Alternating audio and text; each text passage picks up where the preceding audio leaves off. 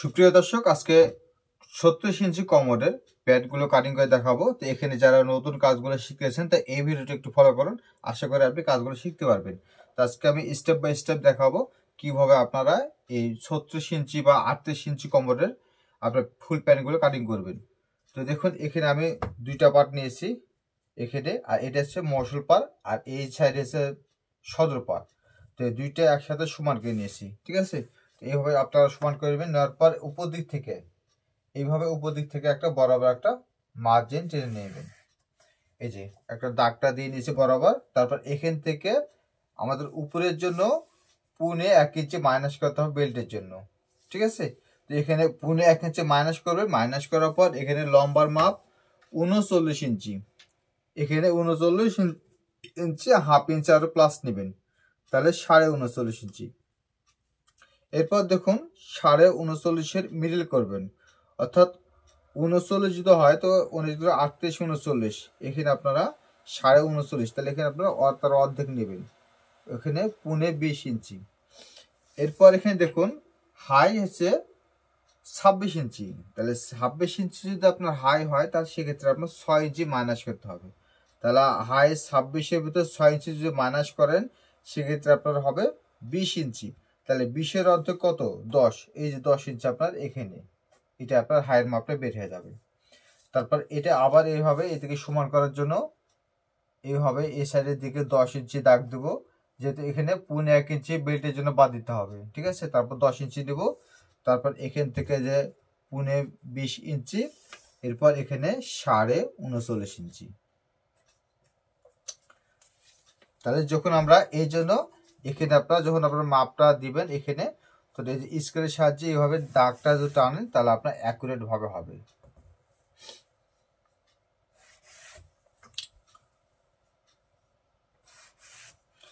এরপর এখানে বাড়তি নেবেন 2.25 ইঞ্চি, এখানে বাড়তি দিতে হবে 2.25 ইঞ্চি। এরপর এখানে একটা মার্জিন টেনে নেবেন, এখান থেকে থাইয়ের মাপ নেবেন।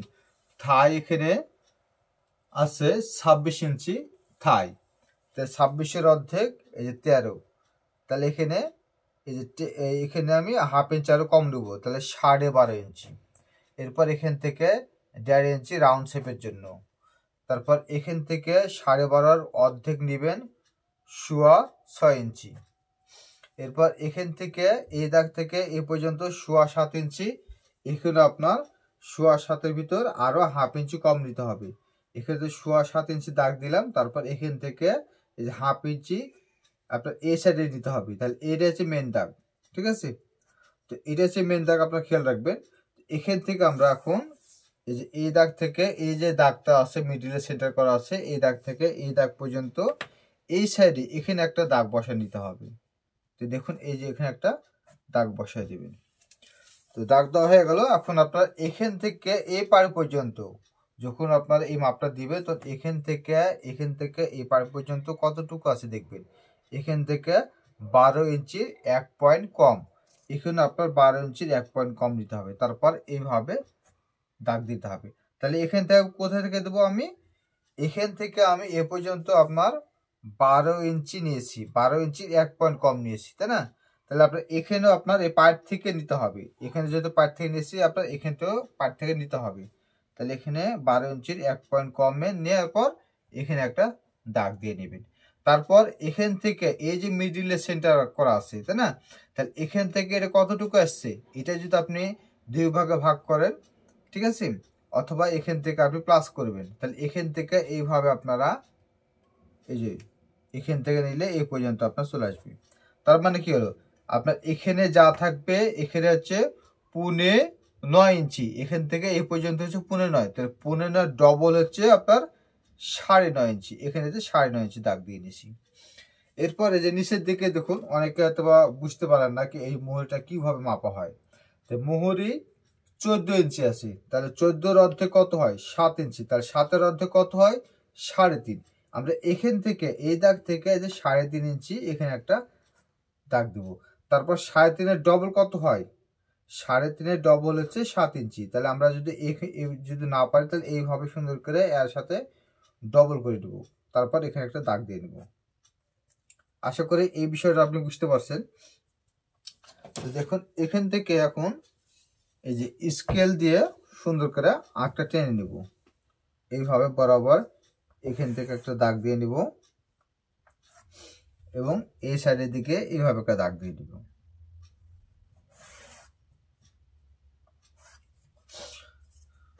এরপর এখান থেকে এই পর্যন্ত আপনারা এইভাবে হালকা একটু রাউন্ড হবে এখানে।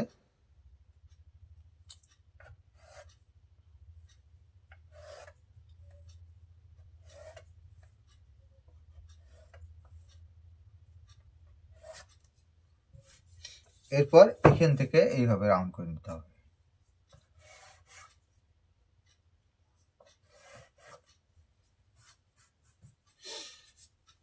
আচ্ছা, এখন এই পাশে আসেন উপর দিকে। এখান থেকে এই যে দাগটা দেওয়া আছে, এই দাগ থেকে এই পর্যন্ত আছে 12 ইঞ্চি 1 পয়েন্ট কম আছে। তাহলে এখানে আবার আপনার 12 ইঞ্চি এখানে আরো 12 ইঞ্চি 1 পয়েন্ট কম আছে, এই জন্য আরো 1 পয়েন্ট কম নিতে হবে। তাহলে এখানে আপনার 11 ইঞ্চি। আপনি এটাকে ভালো একটু মিল করে দেখবেন যখন আপনি প্যান্টটা কাটিং করবেন। তো কাটিং করার পর যে কোনো মাপের আপনি প্যান্টগুলো কাটিং করতে পারেন, তাই না? তো এখান থেকে এই পাইপ পর্যন্ত কতটুকু আছে এটাকে ভালো করে খেয়াল করবেন। তো ফিতে ধরে এইভাবে দেখবেন, এক পয়েন্টও কম বেশি করা যাবে না। এখান থেকে যা থাকবে তার চেয়েতে এখানে আপনি 1 পয়েন্ট কম নেবেন, ঠিক আছে? অর্থাৎ 1 সুতা। তো এখানে 1 সুতা পরিমাণ কম নিতে হবে। এরপর এখানে এইভাবে সুন্দর করে একটু বরাবর দাগ দিয়ে নেবেন। এখন এখান থেকে কোমরকে 4 ভাগের 1 ভাগ নিতে হবে। আমাদের কোমর হচ্ছে এখানে 36 ইঞ্চি কোমর, তাই না?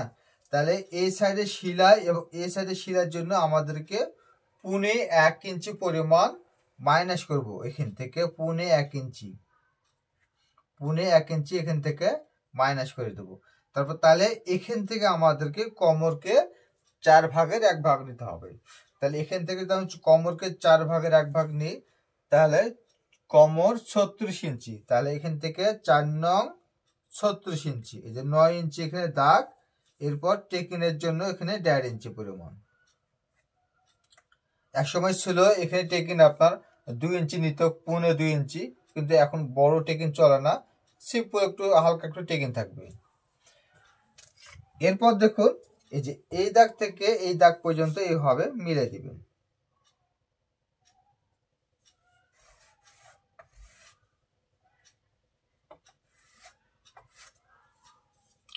এই যে হয়ে গেল। এখন এখান থেকে পকেটে মুখ দেবেন, এখান থেকে 8 ইঞ্চি, এখান থেকে 8 ইঞ্চি পকেটের মুখ।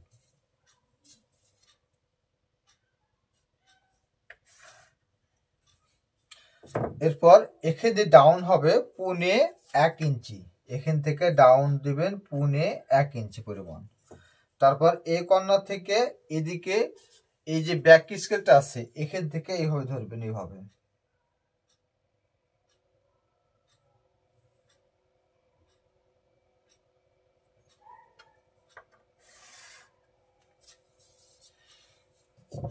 এখান থেকে এদিকে চেনের যে মাপটা থাকবে, এখানে আপনারা চাইলে পুরাতন অথবা যখন কাস্টমারের মাপটা নেবেন তখন এখান থেকে ফ্লাইয়ের মাপ বা চেনের মাপটা কতটুকু হয় সেটা আপনি এখানে মেপে নিয়ে নেবেন। নেওয়ার পর আপনি খাতাতে লিখে রাখবেন। এখান থেকে ফ্লাইয়ের মাপ দেবো আমরা এখানে 6.5 ইঞ্চি।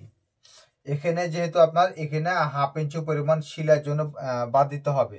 যখন বেল্টটা যখন লাগাবো তখন এখান থেকে আপনার বেল্টের জন্য 1/2 ইঞ্চি পরিমাণ সেলাই বাদ চলে যাবে। তাহলে আমরা এখান থেকে যদি দেখি তাহলে আমরা টোটাল হবে 6 ইঞ্চি পরিমাণ। আর আমরা এখান থেকে নিই তাহলে 6.5 ইঞ্চি নিতে হবে। তো এখান থেকে 6.5 ইঞ্চি আপনার, এটা হচ্ছে আপনার চেনের মাপটা দিয়ে নিলাম। তো এইভাবে এখন এইভাবে রাউন্ডটি করে নেবেন। এইভাবে রাউন্ড করা হয়ে গেলে এরপর দেখুন এখান থেকে এই পর্যন্ত যে টেকিংটা থাকবে এইভাবে সুন্দর করে আগে এখানে একটা দাগ দিয়ে নেবেন বরাবর। দাগ দেওয়ার পর এইভাবে এই সাইডের দিকে একটা দাগ, এবং এখান থেকে এদিকে যেহেতু আমরা এইখান থেকে এই যে এখান থেকে টেকিনের জন্য নিয়ে এসেছি আপনার 1.5 ইঞ্চি, তাহলে এখানে হবে 1 ইঞ্চি পরিমাণ একটা টেকিন। এবং 1.25 ইঞ্চি পরিমাণ গ্যাপ, তারপর এখানে 1/2 ইঞ্চি পরিমাণ টেকিং হবে।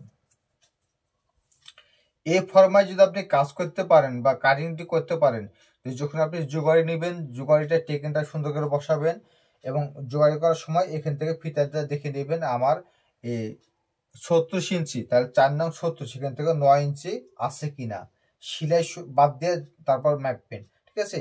তো এই নিয়মে যদি আপনি ফর্মায় যদি আপনি কাটিং করেন, কাটিং করার পর জোগাড়ি নেওয়ার পর যখন সেলাই করেন তখন অ্যাকুরেট ভাবে মাপ হবে, বিন্দু মাত্র কখনো ভুল হবে না। তো এখান থেকে এইভাবে দাগ দিয়ে নেবেন, এই সাইডে একটা দাগ দিয়ে নেবেন, এই সাইডে একটা দাগ দিয়ে নিতে হবে। তাহলে আপনার একটা হচ্ছে টেকিন, দুইটা টেকিন হবে, একটা বড় টেকিন, এটা হচ্ছে ছোট টেকিন। তো এখান থেকে দেখুন, এখান থেকে আপনার টেকিনের মার্ক হবে এই পর্যন্ত আসবে। তো আশা করি আপনাদেরকে এই সামনে যে পার্টটা আছে বা সামনে যে ফ্রন্ট পার্টে যেটা আপনার এই প্যান্টটা কিভাবে ড্রয়িং করতে হয়, কোথা থেকে কতটুকু মাপ নিতে হবে এবং এখান থেকে হাই কতটুকু নিতে হবে, হাই কত ইঞ্চি বাদ দিতে হবে, এখান থেকে লম্বার মাপটা কত নেবেন, এখান থেকে মিডল কিভাবে করবেন, A to Z এই ভিডিওতে দেখানো হয়েছে। তো অবশ্যই আপনারা যদি আপনি বুঝতে না পারেন তা আবার আপনি টেনে টেনে ভিডিওটি দেখবেন, সমস্যা নাই। এখন দেখুন আপনার প্যান ড্রয়িং করা ওকে হয়ে গেছে, এখন আপনাদেরকে কাটিং করে দেখাবো। এখান থেকে এইভাবে নিচের দিক থেকে যে কাটিং করে নেব।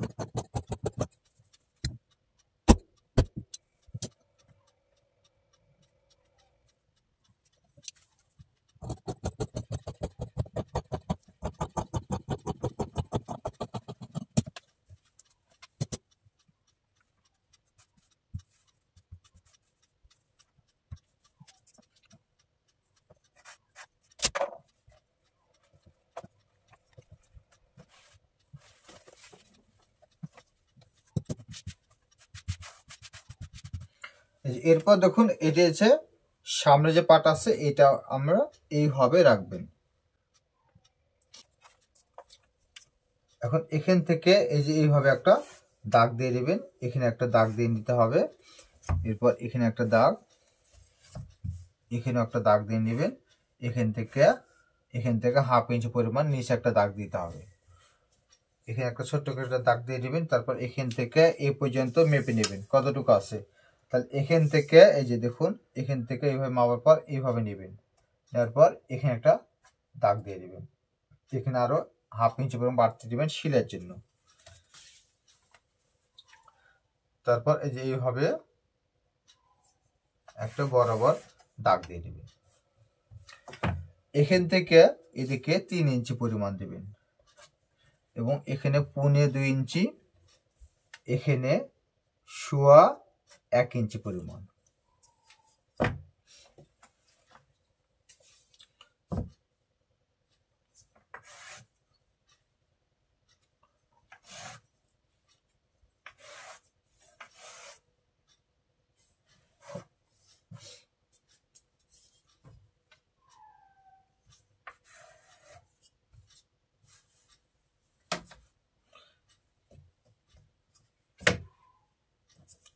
এই সাইডে একটা দাগ দিয়ে নেবেন, দাগ দেওয়ার পর এখান থেকে হিপকে 4 ভাগের 1 ভাগ দিবেন। হিপ 42 ইঞ্চি, তাহলে এখানে 4 × 40 41 42, তাহলে 10.5 ইঞ্চি, এখানে 1/2 ইঞ্চি লুজ নেবেন। তারপর এখান থেকে কোমরকে 4 ভাগের 1 ভাগ নেবেন, কোমর 36, 4 নং এখানে 36 ইঞ্চি টেকিং এবং সেলাইয়ের জন্য 1.5 ইঞ্চি বাড়তি নিতে হবে। তারপর এখানে আরো বাড়তি নেব 2.25 ইঞ্চি পরিমাণ। তারপর এইভাবে এই সাইডের দিক থেকে দাগ দিয়ে নেব, তারপর এখান থেকে এইভাবে একটা দাগ। এখন এখানে আপনার এদিকে নেবেন 3.25 ইঞ্চি, এই দেখুন 3.25 ইঞ্চি, তারপর এখানে একটা দাগ দিয়ে নেবেন বরাবর। এখান থেকে এই পর্যন্ত আপনারা এটা দেখে নেবেন কতটুকু আছে, 11 অর্ধেক 5.5 ইঞ্চি, এখানে পকেট হবে 5.25, তাই 5.25 অর্ধেক হচ্ছে এখান থেকে 2.5 ইঞ্চির 1 পয়েন্ট বেশি, এখানে 2.5 ইঞ্চির 1 পয়েন্ট বেশি ডবল 5.25 ইঞ্চি। তো ভিউয়ার্স, আপনারা দেখছেন প্যান কাটিং। তো এই প্যান কাটিংয়ের ভিডিওগুলো আমার প্লে লিস্টে পাবেন এবং সেলাই ভিডিও দেওয়া আছে। তো আমি অনেকগুলো প্যানগুলো কাটিং করে আপনাদেরকে দেখাইছি। তো স্টেপ বাই স্টেপ আপনারা যদি এই প্যানগুলো কাটিং না বুঝতে পারেন, তো আমার প্লে লিস্টে যাবেন, যাওয়ার পর ওখানে অনেকগুলো প্যানগুলো কাটিং দেখতে পাবেন। তো আশা করি অনেকগুলো প্যানগুলো কাটিং দেখলে আপনার কিছুটা হলেও ধারণা আপনি পাবেন। তো এই প্যানগুলো যখন আমি কাটিং করে দেখাবো, তখন স্টেপ বাই স্টেপ আপনি একটু মনে রাখবেন বা আমি কি বলতে চাচ্ছি সেই জিনিসটা বোঝার চেষ্টা করবেন। ইনশাল্লাহ আপনি কাজগুলো শিখতে পারবেন। আপনাদের এই প্যান কাটিং করে দেখালাম। যদি আপনাদের কোথাও অসুবিধা হয় বুঝতে, তো অবশ্যই কমেন্ট বক্সে কমেন্ট করে জানাবেন। তো দেখুন, এই যে আমি সামনে পার্ট এবং পিছন পার্ট আপনাদেরকে প্যানগুলো কাটিং করে দেখালাম। তো আরও এই ধরনের কাটিং এবং সেলাই ভিডিও পেতে অবশ্যই চ্যানেলের সাথে থাকুন। আর এই ভিডিওটি যারা ফেসবুক থেকে দেখছেন তারা পেজটি ফলো দিয়ে রাখুন। তো যারা যারা এখনও চ্যানেলটি সাবস্ক্রাইব করেনি এবং পেজটি ফলো দিয়ে রাখেন, তারা অবশ্যই চ্যানেলটি সাবস্ক্রাইব এবং পেজটি ফলো দিয়ে রাখবেন এই ধরনের কাটিং এবং সেলাই ভিডিও পেতে। ধন্যবাদ সবাইকে। আসসালামু আলাইকুম ওয়া রাহমাতুল্লাহি ওয়া বারাকাতুহু।